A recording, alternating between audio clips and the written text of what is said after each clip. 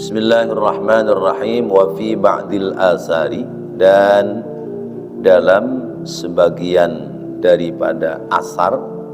Asar adalah ungkapan para sahabat. Inna katbal mubahati, sesungguhnya penulisan mubahat, hal-hal yang atau amal-amal yang nampak, alal qauli, atas seperti ucapan, bihi dengannya,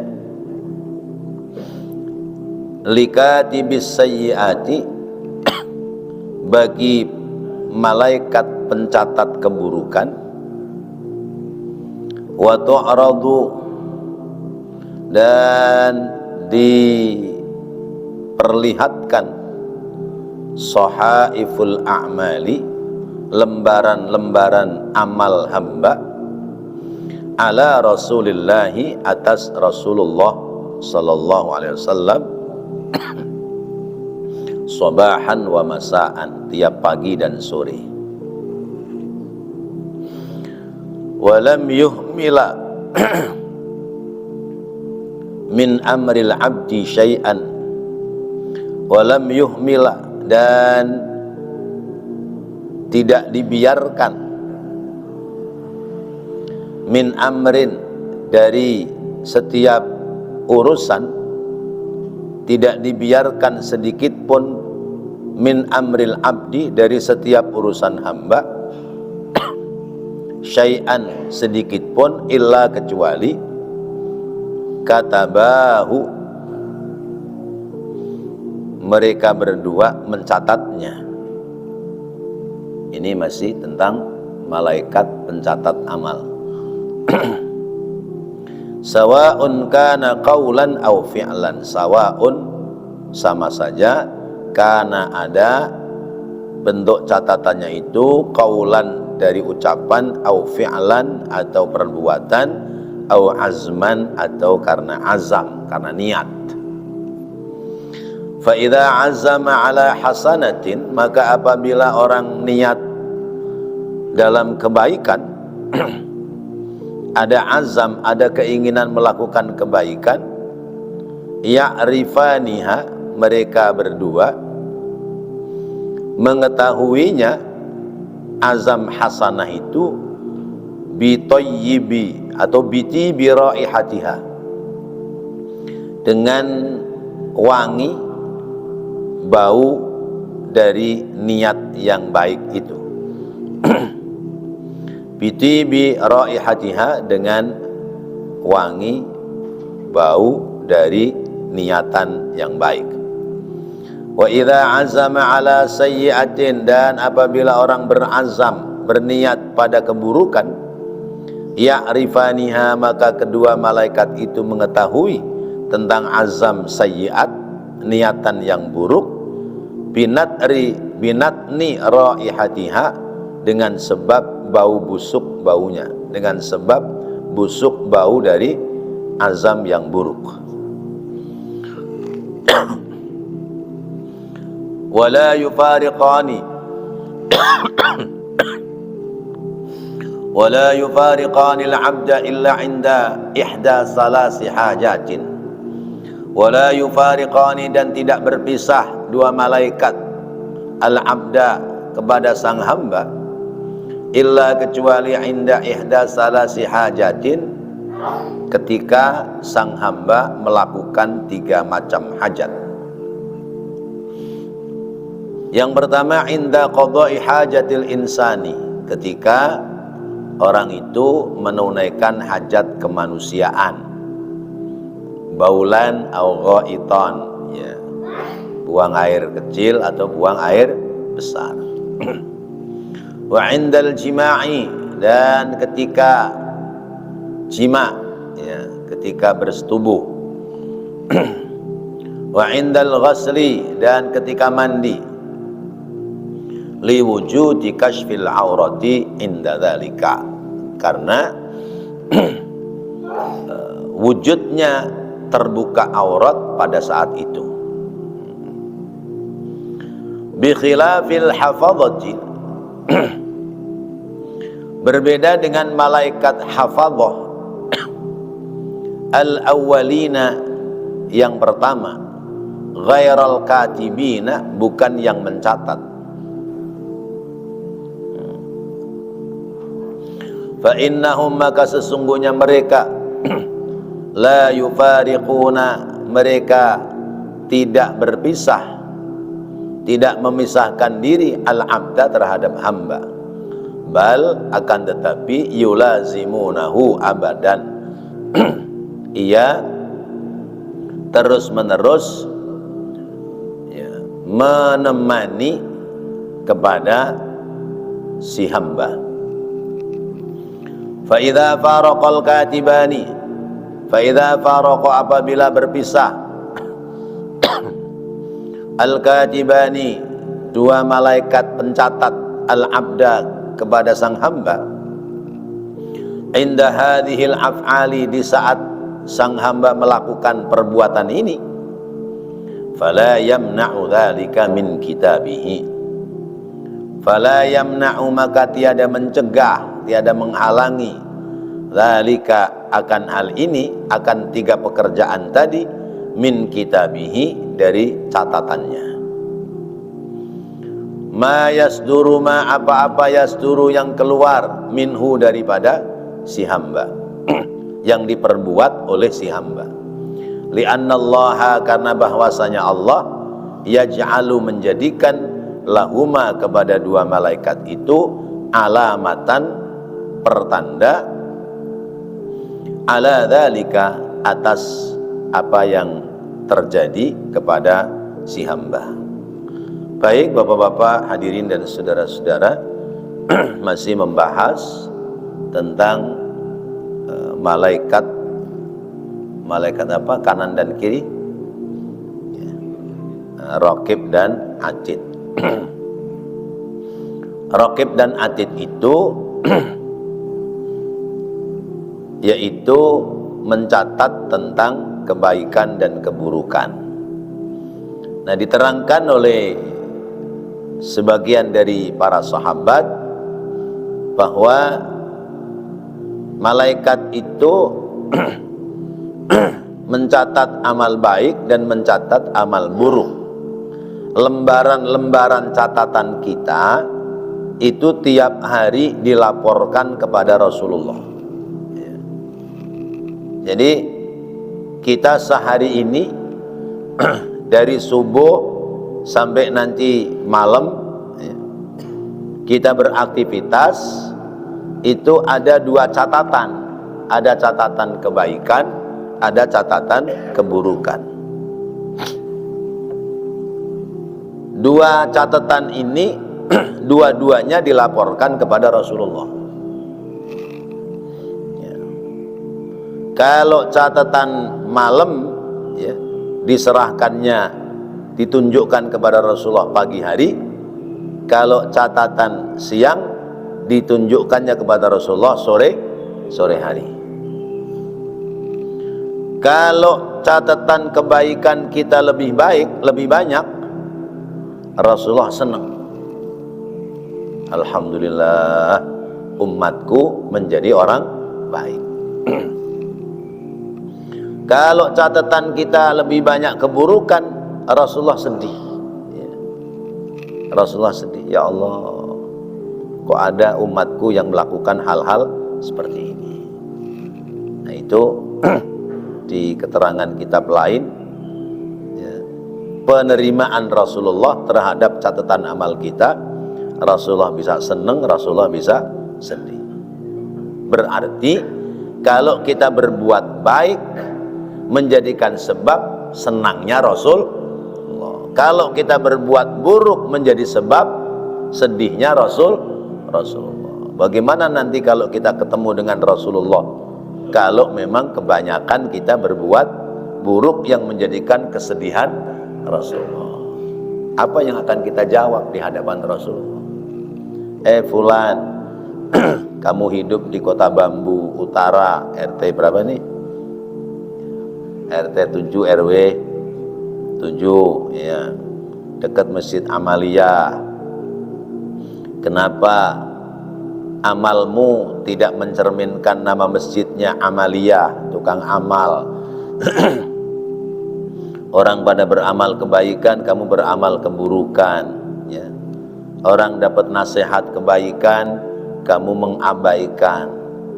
Sekarang bagaimana sudah sampai di sini? Kamu patut saya tolong apa enggak? Bagaimana Pak kira-kira? Kalau kita yang dibegitukan sama Rasulullah, betapa sedihnya kita di hadapan Rasulullah SAW.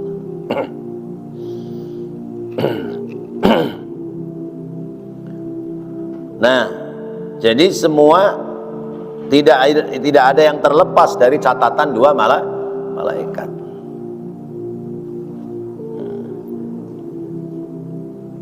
Apa itu ayat Qur'annya? Bahwa tidak ada yang terlewatkan dari apa yang diperbuat oleh manusia, baik berupa ucapan, kecuali semua dicatat oleh Raqibun Atid. Ma yalfidhu min qaulin illa ladaihi Raqibun Atid. Tidak ada yang terlewatkan. Semua ada catatannya. Hatta sifatnya baru azam ya. Azam itu kan niat yang kuat ya. Karena tingkatan niat itu banyak ya. Nah, kalau azam itu niatan yang sudah dekat pada pekerjaan. Karena itu Allah ingatkan, fa idza azamta fatawakkal 'ala Allah, innallaha yuhibbul mutawakkilin. Kalau kamu sudah punya azam, punya niat yang baik, maka tawakal kepada Allah ya. Azam yang baik, niat-niat yang baik. Seperti misalnya ya, hari ini saudara kita mau hajatan, terus di hati kita tadi sebelum subuh ya, ntar saya sholat subuh ya, langsung dah jalan kondangan ke saudara kita yang hajatan ya. Itu berarti azam ya, azam. Datang kondangan niat baik apa buruk? Baik. Berarti bau wanginya udah kecium sama malaikat. Ya, bau wanginya udah kecium. Ya. Oh, si fulan mau berangkat kondangan ntar ya. Paling jam 8 kali gitu ya.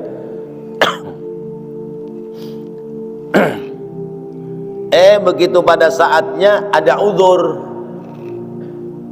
Nah,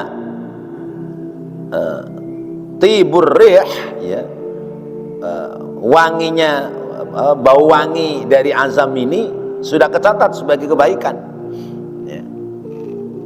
Kata Rasulullah, siapa yang niat baik lalu kemudian dia itu niat baiknya kuat, maka sudah dicatat satu kebaikan. Kalau dia mengerjakan niat baiknya, maka dapat 2 catatan kebaikan. Kalau dia itu mengurungkan karena uzur satu dan lain hal, maka tetap ada catatan 1 kebaikan. Beda kalau niat keburukan. Orang yang punya niat keburukan belum akan dicatat dosa sebelum dia mengerjakan. Begitu dia mengerjakan, maka dicatat 1 dosa. Apabila dia mengurungkan niat buruknya, maka dapat pahala. Mengurungkan niat buruk dapat pahala. Kenapa dapat pahala? Karena mengurungkan niat buruk berarti bagian dari jihad. Malam-malam dapat berita ya, si Anu ngata-ngatain yang enggak ya, misalnya, biarin ntar gua sholat subuh nggak pakai langsung pulang, gua mampir ke rumah dia. Nah, gua maki-maki, bila perlu gua gaplokin dia. Nah, misalnya begitu. Niat baik apa niat buruk? Niat buruk. Ya. Udah dicatat belum? Belum. Begitu selesai sholat subuh, ya, dapat apa? Dapat inspirasi positif. Alah, lagi ngapain ya? Saya mau pakai balas dia. Ya. Malu-maluin, emang orangnya begitu, modelnya kayak begitu, biarin aja dah. Ya, antepin aja. Biarin dah, saya nggak jadi mampir ke dia, ntar malah jadi rame. Ya. Ya. Berarti mengurungkan niat keburukan. Ada catatan kebaikan. Nah, itu istimewanya kita, ya, dalam hidup. Niat baik, satu catatan kebaikan. Mengerjakannya, dua. Niat buruk belum dicatat. Mengerjakan keburukan baru ada catatan satu. Mengurungkan niat buruk ada nilai pahala. Subhanallah. Nah, itu semua sudah diendus oleh malaikat, sudah ada bau oleh malaikat dari azam-azam yang kita sudah azamkan. Nah, malaikat ini nggak bakal meninggalkan kita kecuali tiga hal. Nah, ini ada yang mengatakan yang meninggalkan kita itu malaikat rahmat, ya, bukan malaikat raqib atid, bukan pula malaikat hafadhah. Tapi ada yang mengatakan malaikat raqib atid juga nggak mau deketin kita. Kapan? Ketika kita qadha hajat, ya. Ketika berak, ketika kencing, tuh malaikat nggak mau deketin kita karena sedang pada posisi kotor. Atau kita sedang jima, atau kita sedang punya hadas besar. Kita sedang jima, kita sedang hadas besar, ya. Kita sedang punya hadas, habis hubungan belum mandi hadas, itu malaikat menjauh dari kita. Karena itu disunatkan orang yang punya hadas jima, kalau mau makan, mau minum disunatkan wudu. Kalau mau nambah, ya, tadi udah nih, ya. Terus mendusin kedua mau nambah, namanya manten baru, ya, misalnya, itu sunahnya wudu. Ya. Kalau belum sempat mandi, sunahnya wudu. Nah. Atau mau tidur, ya, karena hajatnya malam, ya, cuacanya dingin, mau mandi nggak kuat, mau tidur, sunahnya wudu supaya tidak jauh dari malaikat rahmat. Di kitab Maraqil Ubudiyah, sunnah wudu itu sampai ada 39 macam kita disunatkan mengerjakan wudu.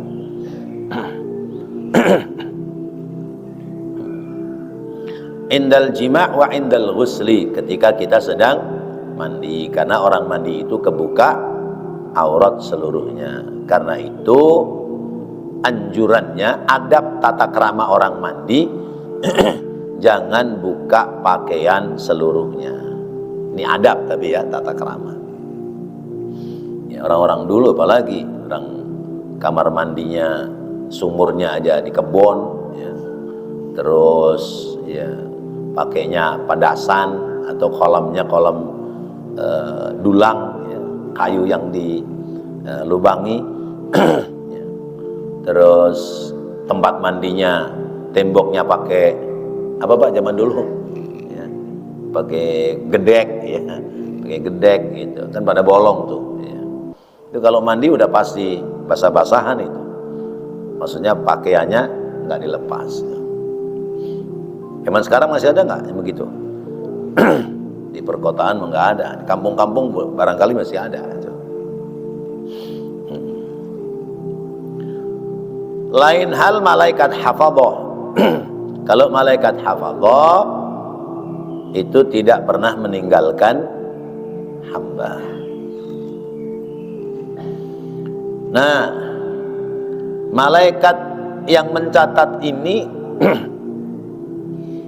kalaupun dia itu menjauh dari hamba yang sedang melakukan 3 hal tadi, tetap saja malaikat ini tahu apa yang diperbuat oleh hamba. Bukan berarti malaikat itu terus menjauh lalu malaikat nggak lihat. Ada yang punya pikiran aneh, kalau begitu telanjang aja kemana-mana, jadi nggak biarin malaikat nggak nyatet catatan buruk, ya malah parah. Jadi logikanya nggak seperti itu. Namanya malaikat, ya dia pasti akan mengetahui. Nah, antara malaikat yang jaga kita dengan malaikat yang jaga orang lain sama apa beda? Ya, namanya sama, tapi tentu fisiknya beda malaikat. Ya. Nama yang sama, tapi punya nama masing-masing. Gimana sih maksudnya nama sama? Misalnya, ya, namanya Satpam, ya. Satpam PT Maju Mundur. Ya. Nah itu semua ini satpamnya ada berapa ini? Ada 20. Itu tulisannya Satpam PT Maju Mundur. Nah, misalnya gitu ya. Tapi kan dia kan tidak cuman 1 orang, ya. Ada 20 orang. 20 orang ini Satpam PT Maju Mundur.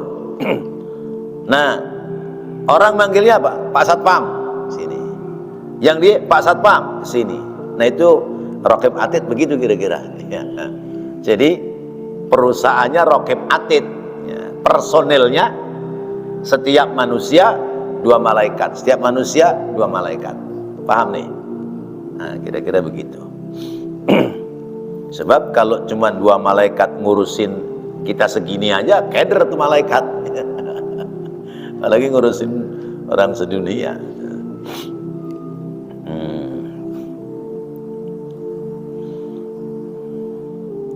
Wa fi ghairi hadzal af'al, sebenarnya tadi.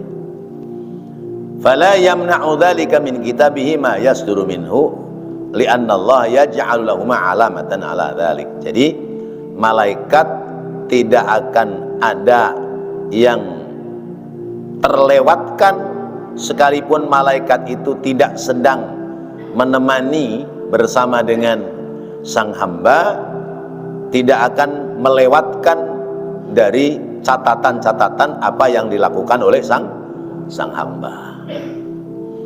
Baik, sampai di sini dulu.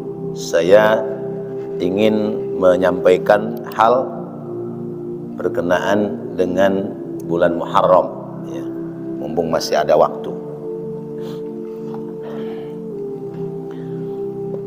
Saya nggak sempat bawa kitabnya, tapi sudah saya copy dan saya bagikan di beberapa majelis tentang Fadilatul Muharram, keutamaan bulan Muharram. Saya menukil dari kitab namanya Sulwatul Arifin karangan Al-Imam Al-Ghazali.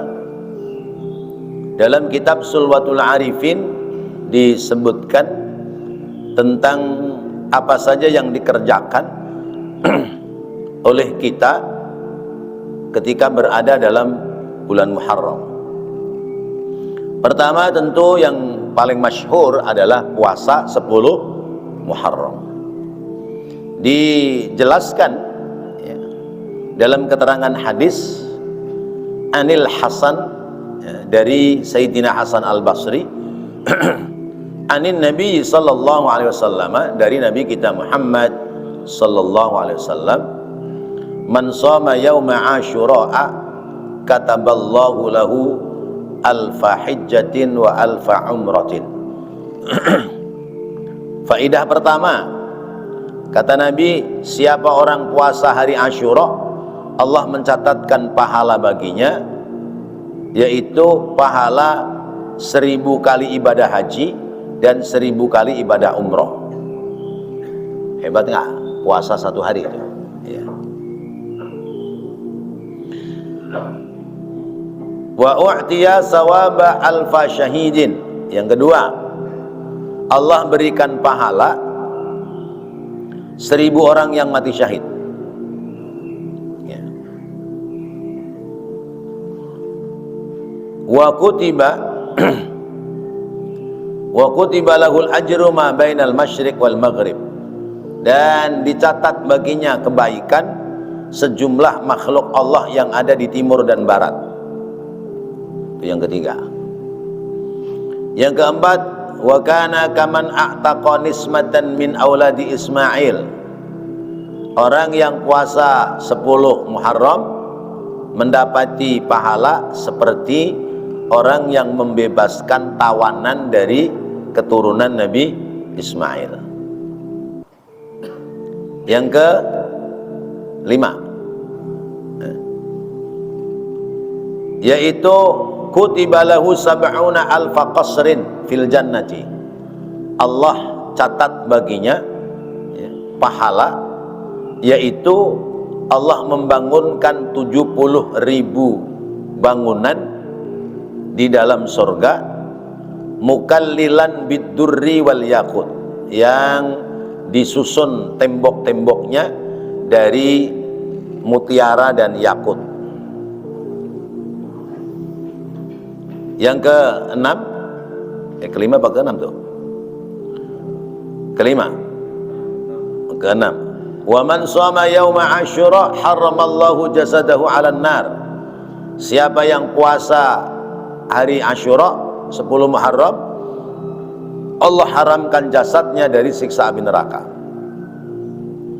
Wa futiha lahu abwabul jannah yadkhulu min ayyi babin syaa. Yang ketujuh, dia dibukakan baginya pintu-pintu surga dan boleh masuk dari pintu mana saja yang dia kehendaki. Riwayat dari sahabat Abdullah ibnu Abbas, qala Rasulullah SAW, bersabda Rasulullah SAW, man shoma yawma Asyura'a a'tahu Allahu sawaba 10,000 malakin wa ajra hajjin wa mu'tamirin. Yang ke-8, siapa yang puasa hari Asyura, Allah berikan pahala baginya, yaitu sama dengan pahala yang diperbuat oleh 1000 malaikat. Asyratu alafin, 10.000 malaikat. Dan mendapati pahala ibadah haji dan umrah, sudah ada itu. Wa kana lahu ujratu 10,000 syahidin. Dia mendapatkan pahala sebanyak 10.000 orang mati syahid. Itu tentang puasa 10 Muharram. Kemudian wa kana lahu minal ajri zinatas samawati sab'i wa ma fihinna. Dan dia mendapati pahala sebanyak penghuni langit, dari langit 1 sampai langit 7, ya, perhiasan langit yang langit 1 sampai langit 7, ya, wa ma fihinna, dan apa-apa yang ada padanya. Man shoma yauma Asyura faka'annama shomad dahra wa qama lailaha. Yang ke-10, siapa orang yang puasa hari Asyura, maka seolah-olah dia puasa 1 tahun dan tahajud malam harinya. Masya Allah, itu istimewanya orang sholat, puasa puasa 10 Muharram. Ini saya baca di kitab Sulwatul Arifin. Lalu kemudian apalagi yang dikerjakan oleh orang yang, oleh kita selama ada dalam bulan Muharram. yaitu puasa 3 hari. Puasa 3 hari. Dijelaskan ya, ada sahabat yang nanya,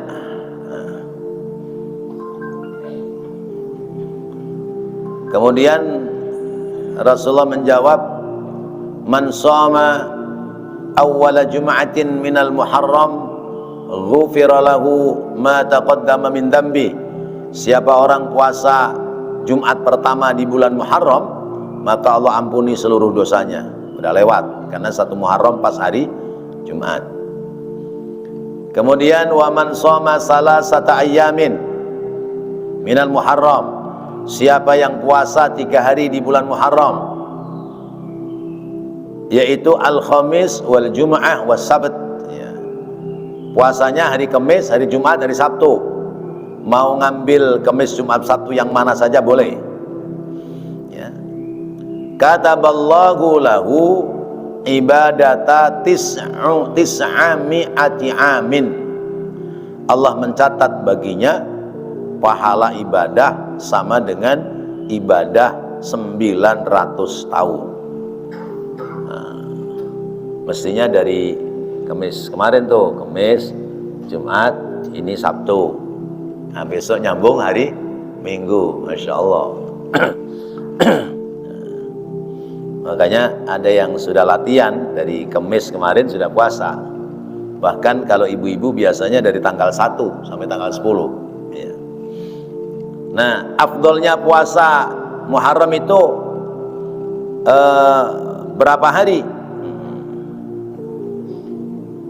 Rasulullah pernah ditanya sama sahabat, ya Rasulullah, puasa apa yang paling afdol sesudah Ramadan? Jawab Rasulullah, in kunta shaiman syahran ba'da Ramadan fasumil Muharram. Kalau kamu pingin puasa 1 bulan penuh seperti puasanya bulan Ramadan, sesudah puasa Ramadan, maka puasalah di bulan Muharram sebulan penuh. Fa innahu syahrun qad taballahu fihi ala qaumin wa yatubu fihi ala akhirin. Karena bulan Muharram itu bulan di mana Allah menerima taubat umat-umat terdahulu dan juga umat-umat yang belakangan. Taubatnya Nabi Adam diterima 10 Muharram ya. Selamatnya Nabi Nuh dari kapal banjir 10 Muharram. Selamatnya Nabi Ibrahim dari pembakaran api 10 Muharram. Selamatnya Nabi Ayub dari penyakit koreng sebadan 10 Muharram. Selamatnya Nabi Yunus dimuntahkan oleh ikan Dhunnun 10 Muharram. Selamatnya Nabi Musa bisa membelah lautan 10 Muharram. Selamatnya Nabi Isa dirafakkan oleh Allah 10 Muharram ya. Selamatnya umat Islam bisa mengembangkan ajaran agama Islam ya, yaitu hijrah 10 Muharram. Itu diperintahkannya puasa sebulan penuh. Kalau nggak bisa sebulan penuh, berapa hari? Tadi 3 hari. 3 hari nggak bisa, ambil 2 hari. Yaitu 9 dan 10. Nah, 9, 10 itu keuntungannya, pahalanya besar. Tadi sudah kita bahas. Terus kerjaan apa lagi di bulan Muharram? Ya kalau yang nggak sempat Kamis, Jumat, Sabtu sekarang ini, ya kita berazam ya minggu depan. Ya. Namanya azam kebaikan. Azam kebaikan, baunya sudah dicatat sama malaikat. Udah niatin aja dah. Ya insya Allah dah. Sabtu depan, Kamis depan gitu. Lalu ibadah apa lagi di bulan Muharram? Yaitu sholat sunnah. Sholat sunnah Muharram apa yang dikerjakan oleh Rasulullah sallallahu alaihi wasallam, bahwa satu riwayat dari Siti Aisyah radhiyallahu anha, Rasulullah itu malam-malam ya meninggalkan Siti Aisyah. Padahal malam itu pas giliran Siti Aisyah. Ya. Siti Aisyah kaget, ini kemana nih Rasulullah? Kok tiba-tiba hilang? Gitu. Ini di hadis yang agak panjang. Lalu Siti Aisyah melihat Rasulullah sedang wudhu, terus siwakan. Nah, Siti Aisyah penasaran, diintip. Ya. Lalu Rasulullah keluar rumah, menengadahkan muka ke langit sambil mengangkat tangan, mengucapkan kalimat begini, Subhanal Malikil Quddus. 3 kali itu, Subhanal Malikil Quddus, Subhanal Malikil Quddus. Terus ke masjid sholat sunnah 2 rakaat. Sholat sunnah 2 rakaat. Rakaat pertama sesudah baca Fatihah, Rasulullah baca kulhu 10 kali. Rakaat kedua sesudah Fatihah baca kulhu 10 kali. Terus sesudah itu Rasulullah berdoa. Doanya beliau memohon kepada Allah supaya bisa memberikan syafaat kepada umat, ya. supaya mampu memberikan syafaat kepada umat. Kalimat doanya Allahumma habli li ummati, ya. Allahumma habli ummati kulluhum, ya. Allahumma habli ummati kulluhum. Ya Allah, karuniakan kepadaku supaya aku bisa menolong umatku seluruhnya. Dilihat oleh Siti Aisyah, tiba-tiba ada cahaya yang turun dari langit menyinari masjid. Terus Rasulullah keluar lagi, ngangkat tangan lagi, doa lagi, Subhanal Malikil Quddus, Subhanal Malikil Quddus 3 kali. Udah itu Rasulullah masuk lagi ke masjid, sholat lagi 2 rakaat kayak sholat pertama. Sesudah sholat kayak sholat pertama, kemudian doa lagi, doanya sama, ya.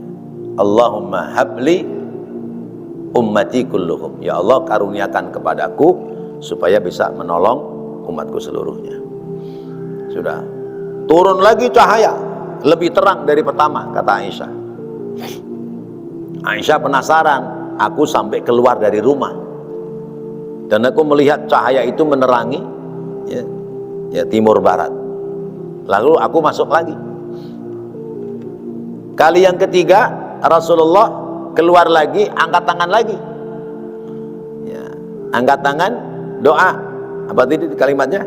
Subhanal Malikil Quddus 3 kali, masuk lagi, sholat lagi, turun lagi cahaya yang ketiga kali. Sesudah itu Siti Aisyah balik ke rumah, ya, tiduran. Rasulullah pulang. Kata Rasulullah, Aisyah, kamu tidur? Kata Aisyah, enggak ya Rasulullah. Kalau enggak tidur berarti kamu mendengar dong kepak sayap malaikat. Jadi kayak burung tuh, kalau burung kalau terbang kan plak plak plak plak gitu.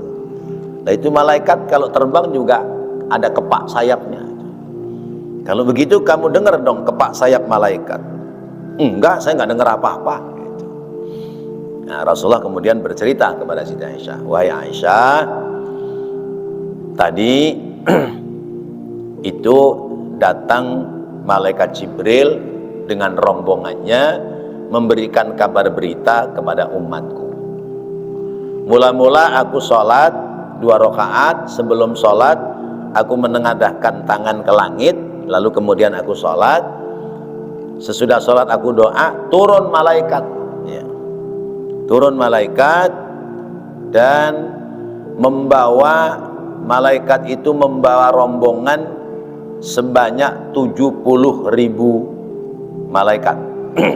Malaikat Jibril turun membawa rombongan sebanyak 70.000 malaikat, ya. 70.000 malaikat.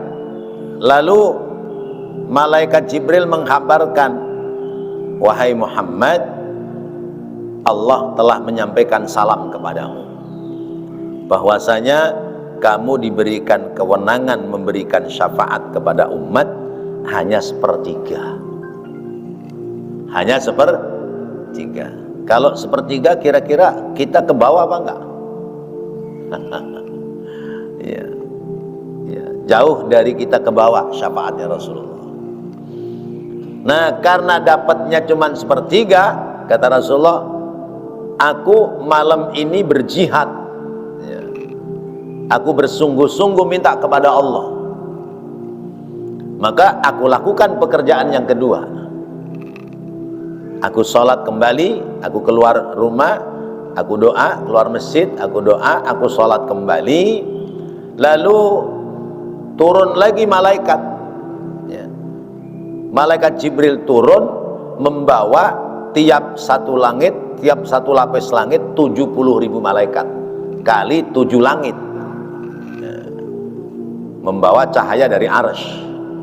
Maka kata Siti Aisyah, pantesan cahayanya lebih terang daripada yang pertama. Lalu malaikat mengkabarkan kepadaku dari Allah bahwasanya aku diberikan kewenangan memberikan syafaat kepada umatku sebanyak 2/3. Dari sepertiga ditambahin 2/3. Insya Allah, ya. Kalau 2/3 udah ke bawah belum kira-kira? Mungkin belum juga. Lalu kata Rasulullah, aku berjihad yang ketiga kalinya. Aku keluar lagi, aku menengadahkan tangan mengucap subhanal malikil quddus. Lalu kemudian aku kembali ke masjid, aku sholat lagi. Turun lagi malaikat, cuman nggak bawa rombongan banyak, ya. Malaikat Jibril mengatakan, wahai Nabi, engkau dapat salam dari Allah bahwasanya engkau punya hak memberikan syafaat kepada seluruh umatmu, ya.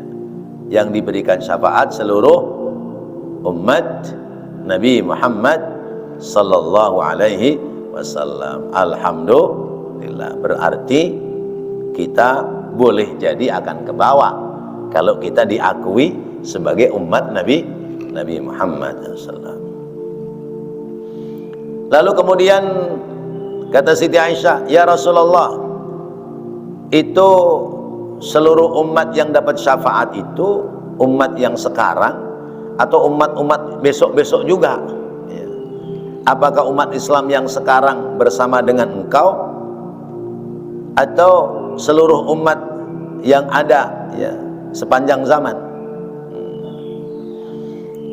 Kemudian Rasulullah menyampaikan, ya Aisyah, laisa ahadun minar rijali wan nisa'i yusalli misla salati hadhihi wa yad'u misla du'ai hadha illa yashfa'u lahu fi ahli baitihi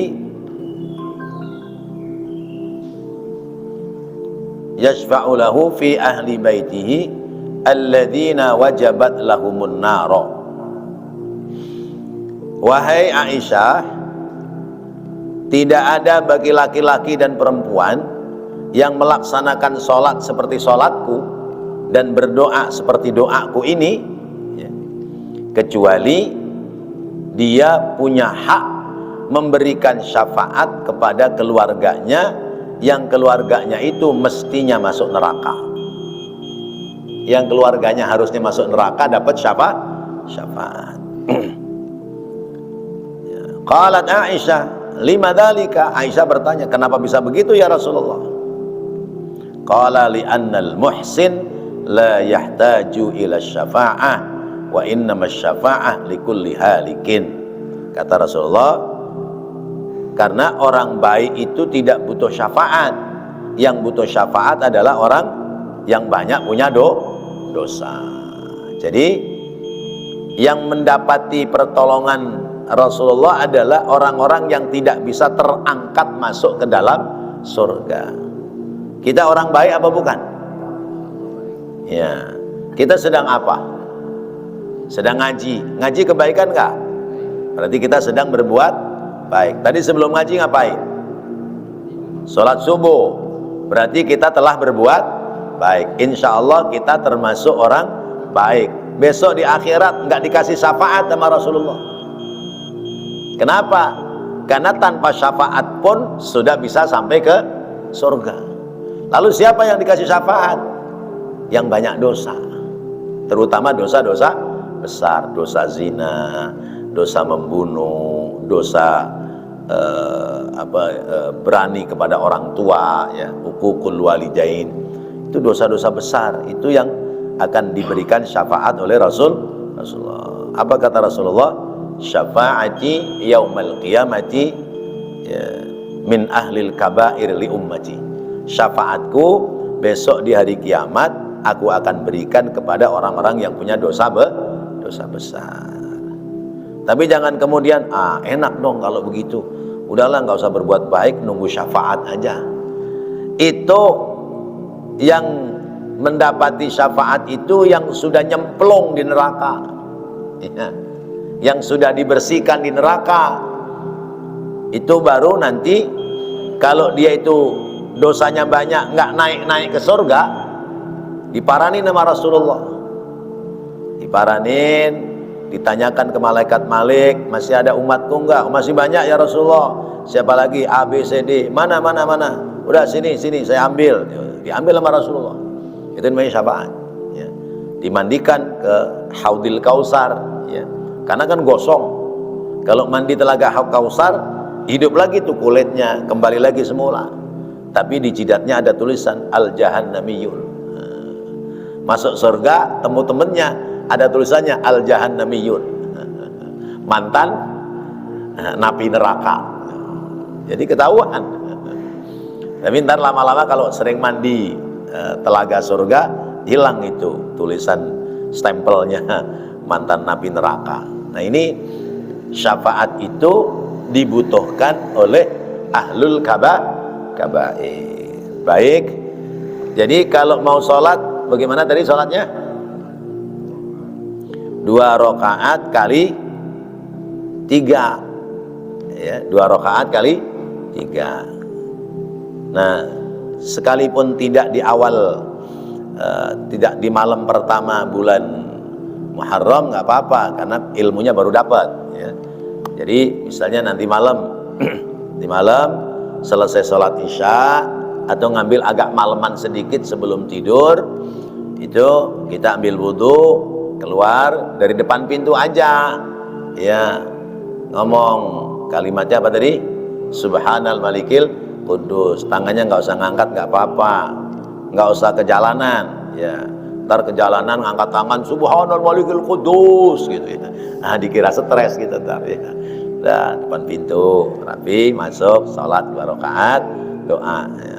Doanya tadi, ya Allah berikan aku keberkahan supaya diriku, keluargaku, saudara-saudaraku, umatku selamat dari siksa api neraka.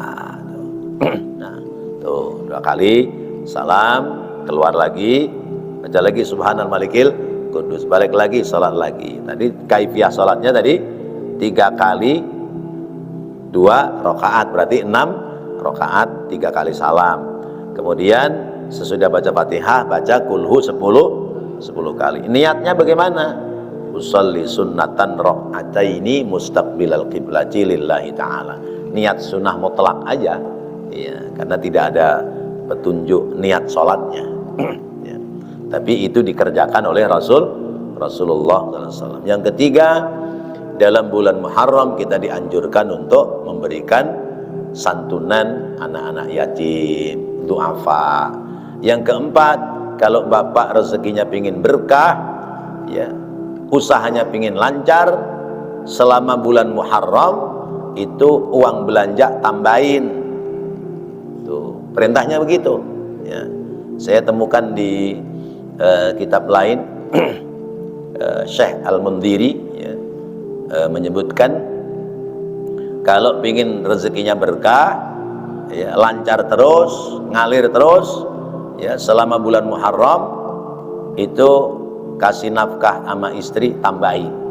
Kalau biasanya 1 juta, tambahin 2 juta. Tahu 1 juta sehari apa sebulan apa seminggu, nggak ngerti dah tuh ya. Ya, sesuai kemampuan masing-masing. Wallahu a'lam bissawab. Mudah-mudahan Allah jadikan ilmu yang bermanfaat. Rabbana taqabbal minna innaka antas sami'ul alim wa tub 'alaina innaka antat tawwabur rahim. Rabbighfir warham wa anta khairur rahimin. Wa sallallahu ala sayyidina Muhammadin wa ala alihi wa sahbihi wa sallam. Walhamdulillahi rabbil alamin. Assalamualaikum warahmatullahi wabarakatuh.